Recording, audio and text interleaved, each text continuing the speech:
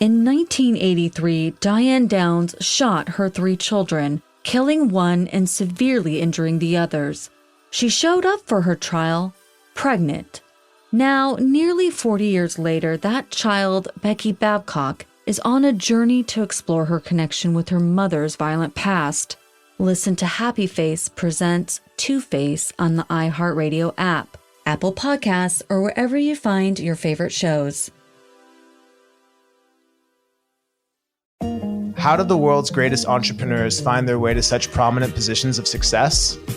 I'm Jeff Rosenthal, and in Art of the Hustle, my podcast from iHeartRadio, I sit down to chat with the cultural innovators and magnates shaping our future. From the co-founder of the Black Lives Matter movement to the former CEO of Twitter, join us each week as we discuss the insights and critical advice that shaped all of their lives. Listen to the Art of the Hustle on the iHeartRadio app, Apple Podcasts, or wherever you get your podcasts. Welcome to Monster, DC Sniper, a production of iHeartRadio and Tenderfoot TV. The views and opinions expressed in this podcast are solely those of the podcast author or individuals participating in the podcast and do not represent those of iHeartMedia, Tenderfoot TV, or their employees. Listener discretion is advised.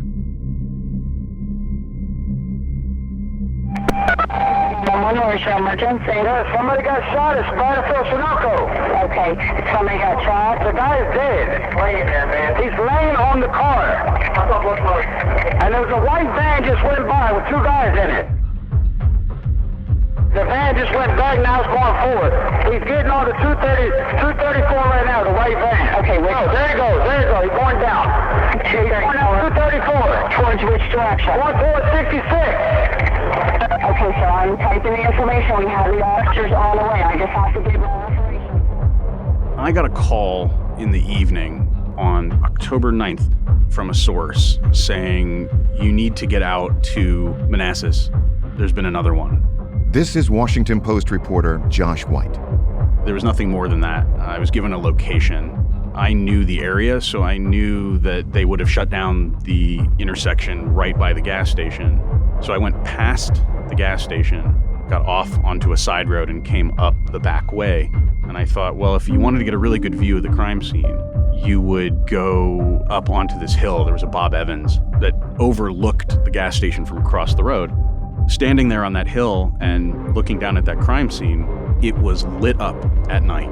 Somebody standing there would have been framed fully in light. It's like a lit up target with a million access points. They had shut down the parking lot and they were interviewing everyone who was leaving. I drove up and I got into an adjacent parking lot and I walked right to where I thought would be the best view.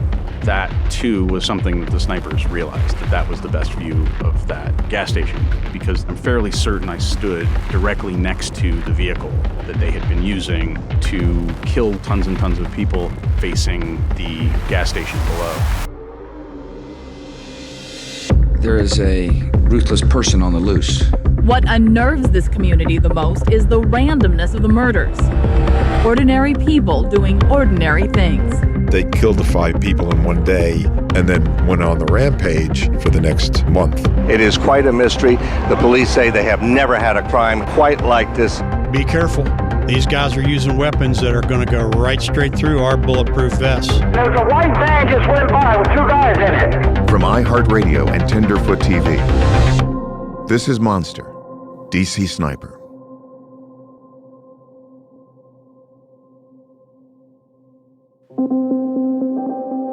Nine sniper attacks in 8 days have the Washington metropolitan area on high alert. Since last Wednesday, 7 people have been killed and 2 wounded. One was a 13-year-old boy who was critically wounded at a Maryland middle school. The latest shooting took place just after 8 o'clock last night, about 30 miles west of Washington, D.C. October 9th, 2002. It has now been a full week since the spree of sniper killings began in the D.C. metro area. Most of the attacks have taken place in Maryland, except for one shooting at a Michaels in Spotsylvania, Virginia. But now, the snipers are on the move. On October 9th, the week following the Montgomery County shootings, a man who worked in an office building in Manassas was out pumping gas not too far from where he worked, a guy named Dean Myers. This is Dave Statter, reporter for Channel 9 News. He's on Sudley Road, and it's in Prince William County, Virginia, and he's just pumping gas and shot and killed. Bob Myers, the victim's brother, spoke about the shooting at a press conference. I would like to know the reason. That would help me. But I recognize that whatever reason it is, it won't be a good one. This attack sent a ripple through the region. It was the third shooting to take place at a gas station. As Channel 9 reporter Dave Statter points out, now the people of Virginia had a lot to worry about. This is where you're really starting to notice how cautious people are filling up with gasoline. People are being extremely cautious, and once again, like the people the first day we knew about this, the woman vacuuming her car, the taxi driver who's pumping gas, this happened to Dean Myers. He's filling up with gasoline. So now the real focus is, what do I do when I'm pumping gas? I have to get gasoline from my car. There are gas stations that are starting to put up barricades or tarps to block you. People are ducking around the other side of their vehicle or putting the nozzle into their vehicle and walking away from the vehicle trying to get some sort of cover. So people are clearly scared filling up with gasoline, and this shooting of Dean Myers just added to that fear. Who could have imagined that somewhere as mundane as a gas station could become the impetus for such crippling fear? I visited the Sunoco station in Manassas, Virginia, where Dean Myers was killed, and the scene brought back some vivid memories from that October in 2002. Maybe one of the indelible images that I have in my mind from those days. I mean, it really is of seeing the blue tarp that was serving as a bit of a barrier protecting people. So people are pumping gas and they're essentially under, around, behind this blue tarp. And the other thing I recall is hearing stories of cops being asked by folks who needed a fill, hey, I'll give you some extra money to fill up my gas tank because I'm so afraid. I'm afraid to do it myself. Would you take this extra 20 to fill up my gas tank? That sort of speaks to how much fear there was at the time. I think the other thing that we can't imagine today, someone getting away with all of these episodes, all of these attacks, and not clearly being established on some kind of surveillance camera, some kind of CCTV in 2019. Come on. You couldn't even attempt something like what we're talking about now, shooting someone dead in a Sunoco gas station. But we're talking about 2002. We're also talking post 9/11. So you're talking about putting more of those systems in place at that point. We still have officers at the scene, searching for evidence, going over it very meticulously. Police believed they were on the sniper's trail. At a press conference following the Dean Myers shooting, officials revealed what type of vehicle they thought the snipers were using. The only information we have on a possible vehicle was a white minivan described as a panel vehicle, meaning it had only front passenger windows. The rest was solid. Officials thought the snipers might still be in the area, so police set up roadblocks on the streets near the crime scene. Nearby parking lots were shut down. No one was allowed to leave. Hundreds of people were stopped and questioned, but no suspects were detained. Officer Stephen Bailey's job was to scout the Bob Evans parking lot for potential witnesses. He remembers approaching one specific vehicle. The driver inside said he was on vacation. This man also said he'd been directed into the parking lot by another officer. Bailey said the man was, quote, very polite and very courteous. And so with no reason to detain him, Bailey let the man leave. It would be months later that Officer Bailey had a terrible realization. The man he met that day was the killer they were looking for. I think that in a lot of ways is a microcosm of the challenge that was facing everybody. This is Washington Post reporter Josh White. He told the story of standing near the killer's vehicle at the beginning of the episode. But like Officer Stephen Bailey, he didn't think anything of it at the time. Nobody knew who they were looking for. Nobody knew what vehicle to look for. Nobody knew the mechanism of the shooting. Was it coming from a car? Was it coming from outside? Ultimately, when they found the vehicle, it was obvious to everyone why the vehicle was so difficult to detect. It was an engineered killing machine. It was built in a way to avoid detection. it was altered in a way that if you were to walk right up to it, you wouldn't think twice. It wouldn't strike you externally as anything to worry about. I thought, I don't know how they're ever going to catch this person. It really showed the vulnerability. It showed that if somebody wants to go after someone who they have no connection to randomly in a metropolitan area that has millions of people, what's stopping them? For me, that was one of the scariest moments. That shooting highlighted how difficult this all was and how frightening it all was. This shooting also marked another major shift in the case, one that greatly raised the stakes for the snipers. They, I think unbeknownst to them, obviously, they had committed a crime in a county that had one of the more aggressive prosecutors from a capital punishment perspective, Paul Ebert. It's a dubious distinction, but a lot of unusual cases have happened in my jurisdiction. This is Paul Ebert, Virginia's longest-serving prosecutor. I spoke with him at his office in Prince William County. He remembers when Dean Myers was shot in his district. My daughter, strangely enough, about a half a block from where it happened. When it happened, she was at a bank. I went to the scene like I normally do on a murder case. We don't have that many murders. It helps me to be able to visualize what's going on. A lot of press, a lot of people. The body was gone. Checked around. Of course, it was pretty obvious that the snipers had done this because of the history leading up to it. Anyhow, I had no idea if and when we'd ever get the case tried. And I talked with a couple of reporters that I knew, and I did say that if this is a sniper, it looks like it is, it's a death case. Absent some kind of a great mitigating factor, it was a capital case. Paul Ebert was issuing a direct threat to the snipers. He went on television that day to say that, quote, "This case, if I have anything to do with it, will be prosecuted in this jurisdiction to the full extent of the law." Ebert has sentenced more inmates to death row than any other Virginia prosecutor. So if the sniper was following the news, they would have known that if caught, they would eventually face the death penalty.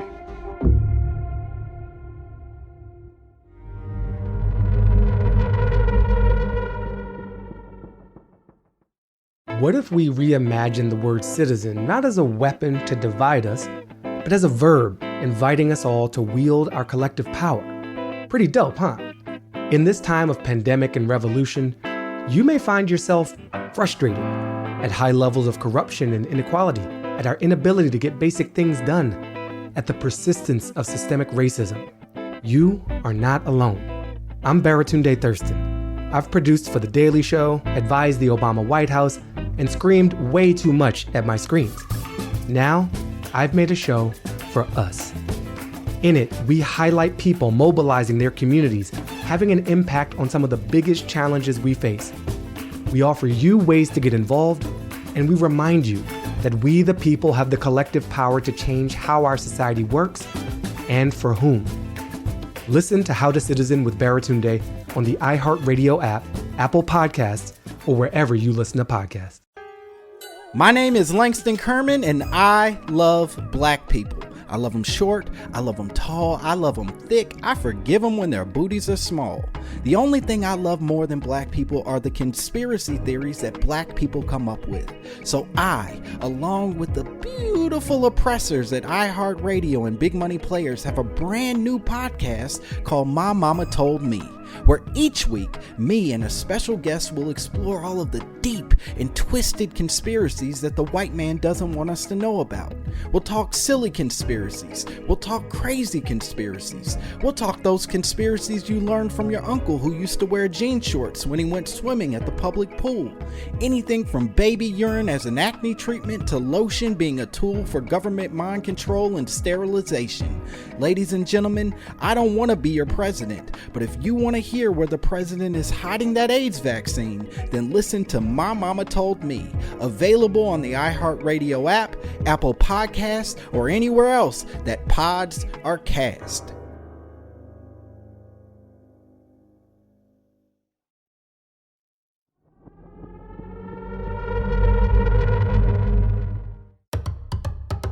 The snipers weren't done in Virginia. As the area was still reeling from the death of Dean Harold Myers, Tragedy struck once more.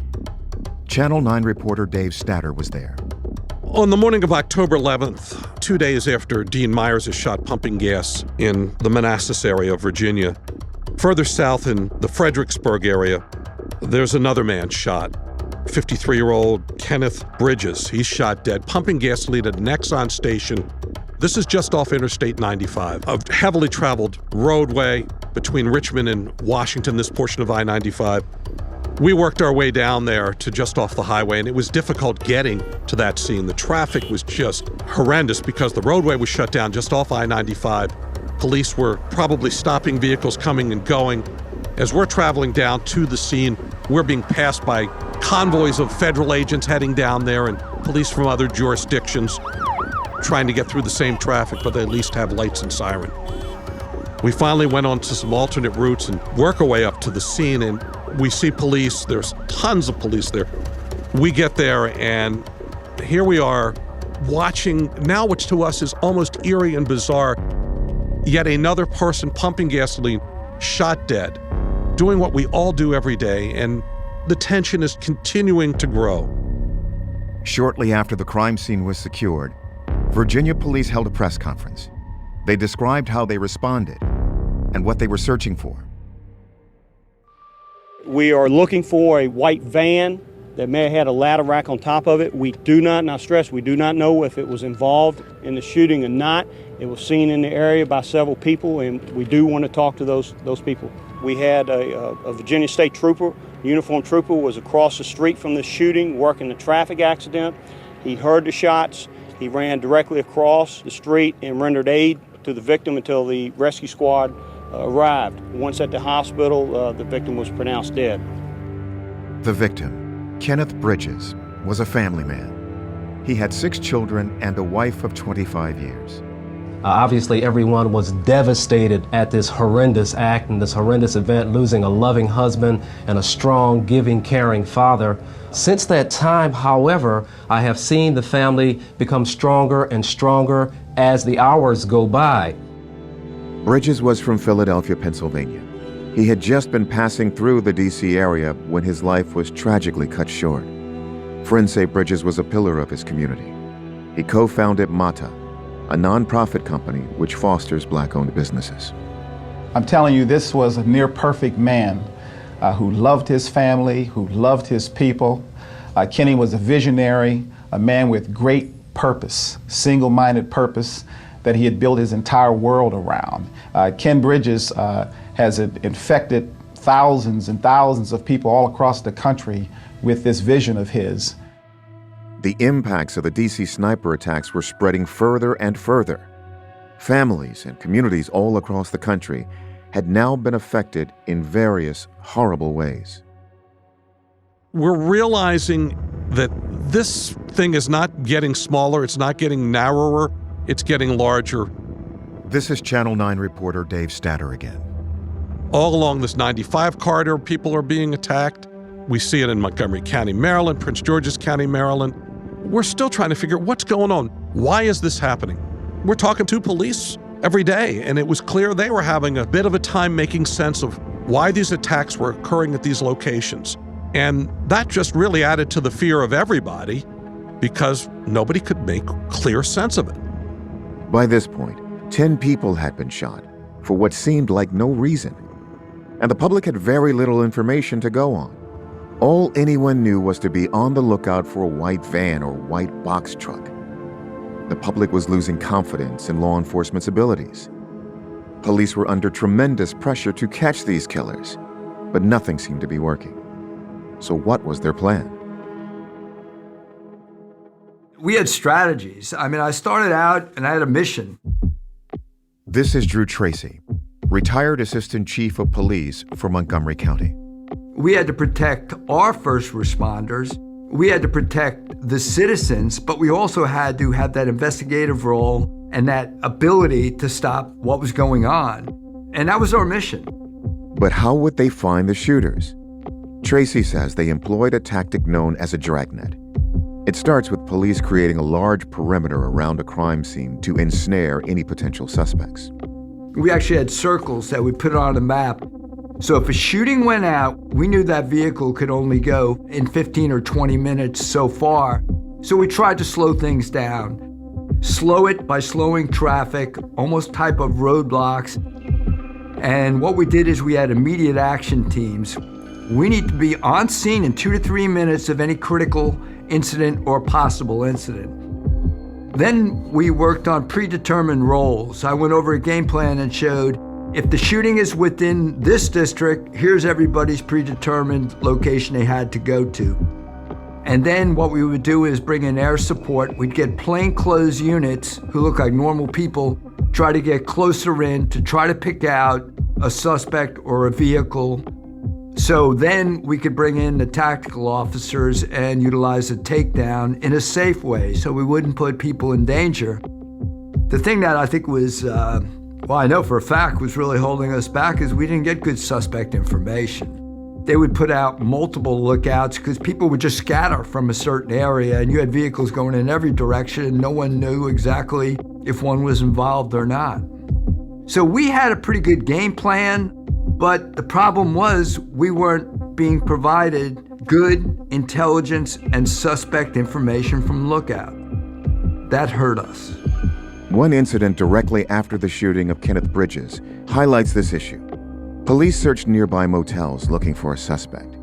They had a somewhat fuzzy picture of the suspect from a security camera. And with a description from that, police detained and questioned a man at one of the motels. But it was quickly determined he wasn't the sniper. And so by the end of the day, no viable suspects have been arrested.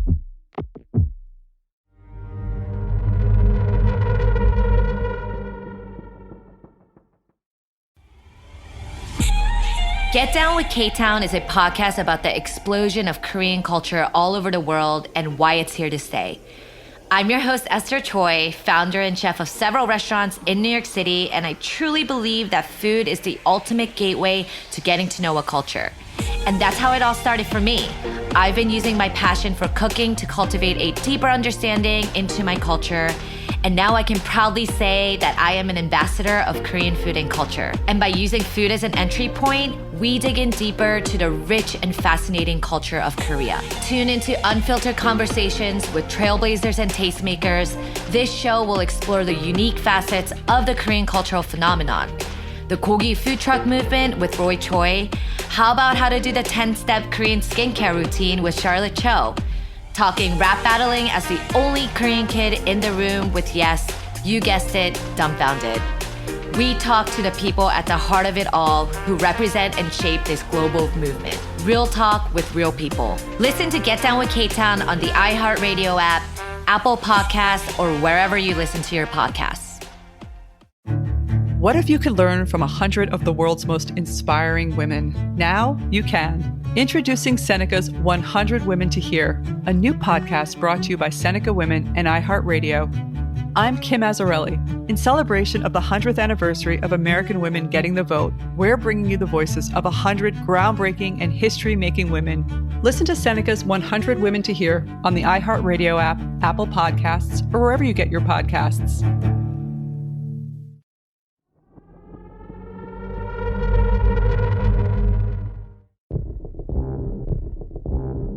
As the shooting spread further from D.C., nearby jurisdictions were biding their time, fearful that at any moment, an attack would happen in their area.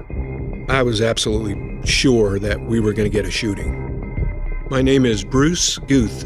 I'm a retired lieutenant from Fairfax County Police Department in Virginia. Fairfax is 400 square miles. We have 1.2 million people, and I was sure we were going to get hit sooner or later. Sure enough, on October 14th, one of my guys who was working called me on my cell phone and said, "Hey, I think we just had a sniper shooting down at the Home Depot," which is the Falls Church area of Fairfax County, which is right at the border of Arlington County and Fairfax County. He said that a woman had been shot in the head underneath the parking garage. The victim was 47-year-old FBI analyst Linda Franklin. She was loading shopping bags into the trunk of her car right before she was shot. Linda was with her husband, Ted Franklin, who then called 911 in distress. A warning: the following audio could be upsetting to some listeners.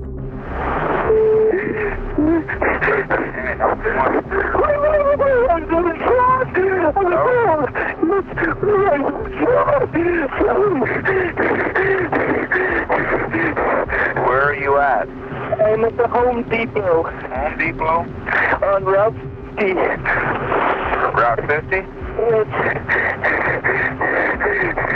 Your wife is shot? Yes. Where's she been shot? She shot in her head. Okay.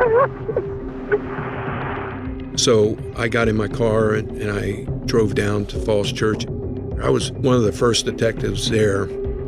My first memory was the smell of diesel fuel from the ambulance. There was an ambulance parked underneath the parking garage. Inside the ambulance was Mr. Franklin. They had put him in there. Obviously, he was quite distraught. It was a catastrophic head injury that he witnessed, and he had been spattered with blood. Channel 9 reporter Dave Statter also rushed to the scene. After a long day of working on the sniper case on October 14th, my pager goes off. It's my colleague Greg Geis telling me there's a shooting right up the street at the Home Depot at the top of our street. I race up to the top of the street in my car, come into the shopping center, and apparently I came in from the opposite side of police and fire, and I go into this covered parking area outside the Home Depot, and I pull up, and I see a grocery cart, and it's full of stuff. And I look down from that grocery cart, and there's a woman's body lying on the pavement.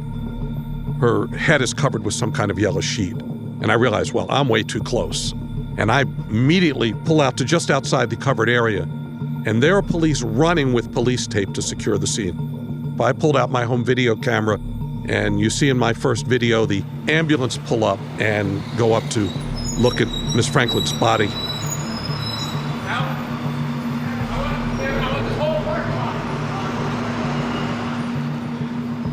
And the next thing I see are police officers running with their guns drawn across Route 50, a 6-lane highway, to an apartment complex across the street where there's a white vehicle that looks sort of like a box truck.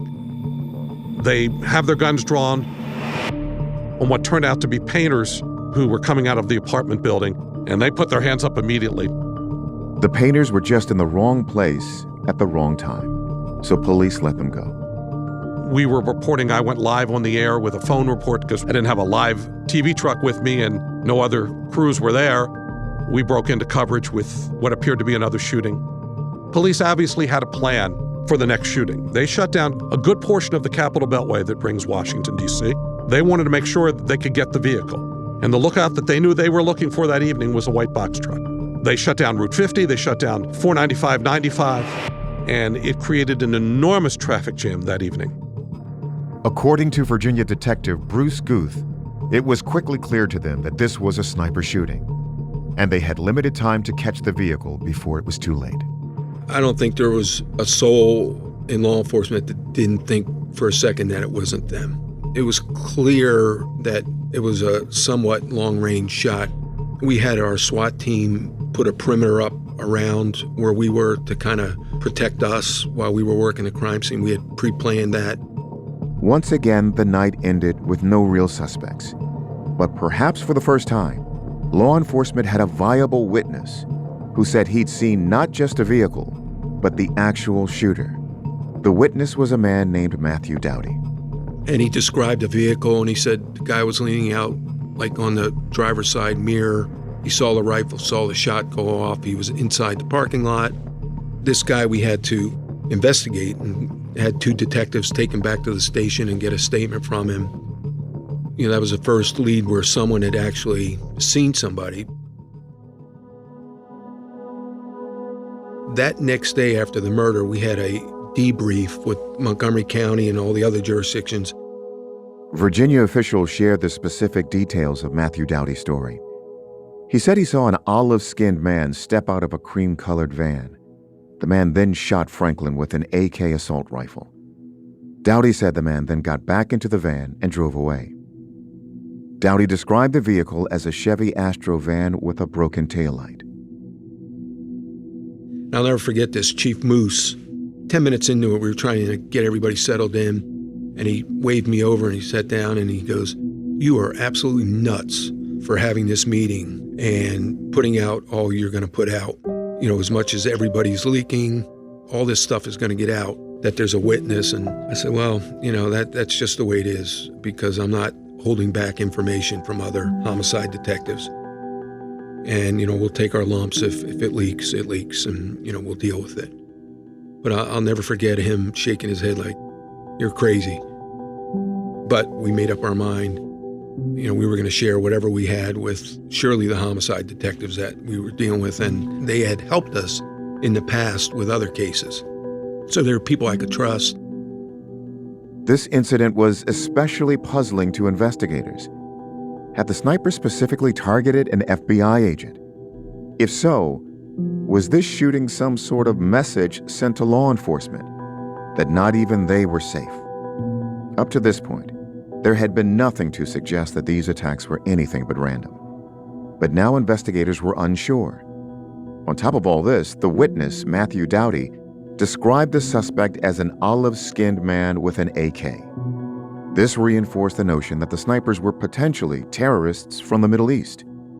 But profilers had determined by this point that that was incredibly unlikely. So what was going on here? My thought process was maybe different than some others. What's going through my mind, not what I'm reporting, but what I'm thinking clearly at that time, is that this is some sort of international terrorism. Because what I'm quickly realizing is that with a few bullets and a vehicle, somebody is shutting down commerce in the area, panicking hordes of people in and around the nation's capital. And I'm thinking, here we are a year after 9/11, this is likely some sort of international terrorism. That's just a gut I had from watching it. You know, if you live in Israel or a place where there's lots of bombings and car bombs and bombs on buses and in restaurants, you live a certain way and you're used to it. We're not used to that in the Washington area, where there's a lot of random shootings where people are just shot doing their routine business. So it's just going through my mind, what an unusual way to shut us down and to really impact us. Channel 9 reporter Dave Statter kept up with the Linda Franklin story for the next few days, hoping that the witness identification might lead to a break in the case. The next morning, they continued doing the lookouts for the white van, more stopping of white vans, white box trucks. But they find out soon that the information they got was bad. In suburban Virginia today, where the killer last struck, a frantic search for clues, touched off by a phony witness's confession last night that his story, that he'd seen the killer, his van, his gun, was all a lie. And Task Force Leader Chief Charles Moose was especially worried about that. Maybe we didn't hear from some people because they saw that picture and they said, the person I was thinking about doesn't have one of those. You can see in the back of my video a gentleman in the video that I didn't realize who he was till later. It's a guy named Matthew Dowdy. He was 37 years old at the time. And Matthew Dowdy said he witnessed the shooting of Linda Franklin at the Home Depot. And what he said was a white box truck sped from the scene. Police investigated further Matthew Dowdy's claim, and what they determined was that Matthew Dowdy, thanks to security camera video they could tell, was still inside the store when Linda Franklin was shot. He was not outside the store in the parking lot area where this occurred, in the covered parking area. And they quickly discounted his information. Matthew Dowdy, they also found out, had a long criminal record. He, like others, had heard of the white box truck in the news. It was prominently out there, and thought he would interject himself in the case. Why he did it, I don't know, other than I'm sure he didn't have a lot of love for police, because he had a long criminal record and actually had escaped from jail or prison many years earlier in another charge. Not too long after the shooting of Linda Franklin, the police chief of Fairfax County, Tom Manger, held a press conference and said they had the wrong information. Made it very clear that they were charging this person who gave them the wrong information, apologized for letting the public in on this information, and it was a bit of a setback for this case. An interesting note about Matthew Dowdy: about 2 years later, and a mile and a half away, he murdered and raped a woman at a motel in the city of Falls Church, Virginia, and was arrested and convicted for that murder. So his criminal activity continued after providing bogus information to police at the Home Depot shooting. Following this incident, journalists and police alike began to doubt earlier witness accounts. What if the first description of a white box truck was false? and police were on a wild goose chase. Some experts came forward with ideas. At the time of the D.C. sniper case, I was following the events just as anyone else was. I tended to look at them a little bit differently, I think, because I've been doing this research. My name is Gary Wells. I'm a professor of psychology at Iowa State University, and my main line of study is the reliability of eyewitnesses. So I'm looking at it differently, and I'm looking for what are witnesses going to be able to tell. Really, people process a lot less information than we think. When they scan in their environment, they're really only taking in a very small fraction of information. They get the sense that they're seeing everything when in fact they're seeing very little. And so, therefore, a lot doesn't get stored. Moreover, we now know that memory changes some over time. You take in new information and you kind of stick it in with what you remembered, and now you've got a new memory. So I guess my biggest interest and concern was how the investigators of the D.C. sniper shootings were proceeding here. And I was particularly concerned about this relatively early report about a white truck or a white van. The reason I was concerned about that was because I thought it was premature. I didn't think that law enforcement, under the circumstances, should have given much credibility to that report. Somehow, the investigators decided to release that information and, in effect, sort of say, we're looking for a white van. I think that was a huge mistake. There's two reasons to really be concerned about that. One is that you're creating a situation in which it's very difficult for law enforcement to win this game. If it was a white van, then you can pretty much guarantee that this person's going to switch vehicles because they're onto the white van. We can't do that. If, on the other hand, it wasn't the white van, that gives a lot of cover, a lot of comfort to the shooters because it's sort of like, they have no idea what they're looking at, right? So you just gave them permission to continue with their standard MO because everybody's looking for a white van. From a witness perspective, it's a particularly bad thing to do because it turns out I did a little bit of homework at the time to find out that white vans are pretty close to the most common vehicle on the road in urban environments. And the reason they are is because they're so often used as service vehicles.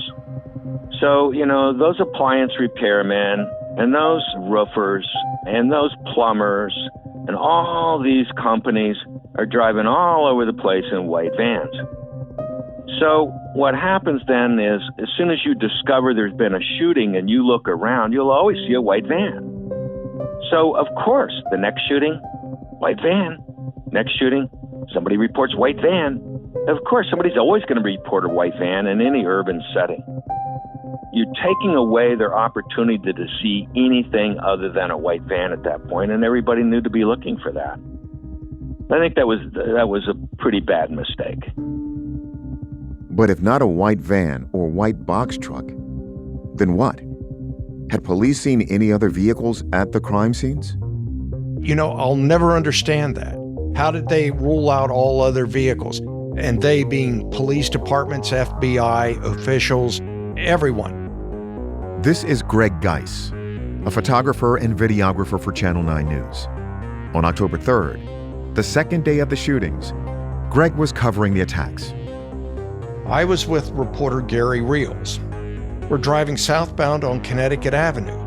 I kept the fire and EMS dispatch channels locked on several different radios. And what will stick with me forever are two different police officers in two different cars key their mic and say, I see this dark-colored Crown Vic or Caprice, sort of an old police-looking vehicle driving with no lights on, heading north. And I turned to the right and said to reporter Gary Reels, I wonder if the sniper's driving a war wagon or a hoopty. A war wagon being a term used for old cars that are sometimes used in gang-like violence by some of what at the time were called crews in the Washington area. And a hoopty being just an old junk car that are often used sometimes by folks who've stolen a car for a joyride or somebody who's using a stolen vehicle to commit a crime. I left that evening with the feeling that in some way a dark, older model police-style sedan may have been involved in these crimes. The powers that be arrived at the fact that they're looking for a white box truck. I never bought into that. Everything I heard indicated a dark old model sedan. And we would engage in conversation, different officers and myself, and I would relay that story about the older vehicles that I heard from Metropolitan Police in Washington. And the cops were perplexed that they never got that information. They never heard the nuance of the cops keying their mic and, if you will, flashing a lookout for what they viewed were suspicious vehicles leaving a scene. In a press conference, Montgomery County Police Chief Charles Moose conceded maybe the white box truck identification was a misfire. It's not beyond any reality that the person or people involved in this would have numerous vehicles that they could be using. If law enforcement had missed the drop on other suspect vehicles, what else could they have missed? Little did they know the shooters had actually been trying to contact them for the past week. The day after the Linda Franklin shooting, the police in Rockville, Maryland, got a phone call from the snipers. Good morning. What are the people that are causing the killing in your area? Look on the terror card. It says, call me God. Do not release the press. Next time on Monster, DC Sniper. It's the first time that this area so far south has been brought into what seems to be another case of a serial sniper attack. When I arrived, our victim was laying in the parking lot, and his wife was sitting on the sidewalk and had her husband's head in her lap. To the rear of where the shell casing was found, there was some type of message that was attached to a tree. Do not release to the press. 5 red stars. You have our terms. They are non-negotiable. No self-respecting terrorist is going to do that, number one. Number two, we finally get a demand. At that point, the Sniper Task Force took this information and followed it up, and the pieces began to fall into place.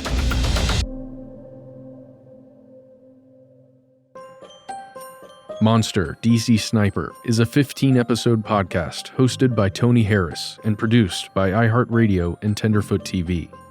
Matt Frederick and Alex Williams are executive producers on behalf of iHeartRadio, alongside producers Trevor Young, Ben Kiebrick, and Josh Thane. Payne Lindsay and Donald Albright are executive producers on behalf of Tenderfoot TV, alongside producers Meredith Stedman and Christina Dana. Original music is by Makeup and Vanity Set. If you haven't already, be sure to check out the first 2 seasons, Atlanta Monster and Monster the Zodiac Killer. If you have questions or comments, email us at monster@iheartmedia.com, or you can call us at 1-833-285-6667. Thanks for listening.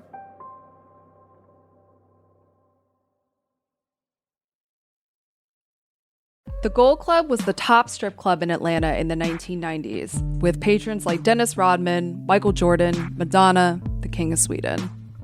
But in 2001, the club was put on trial with charges of prostitution, extortion, credit card fraud, racketeering, and an affiliation with the mob.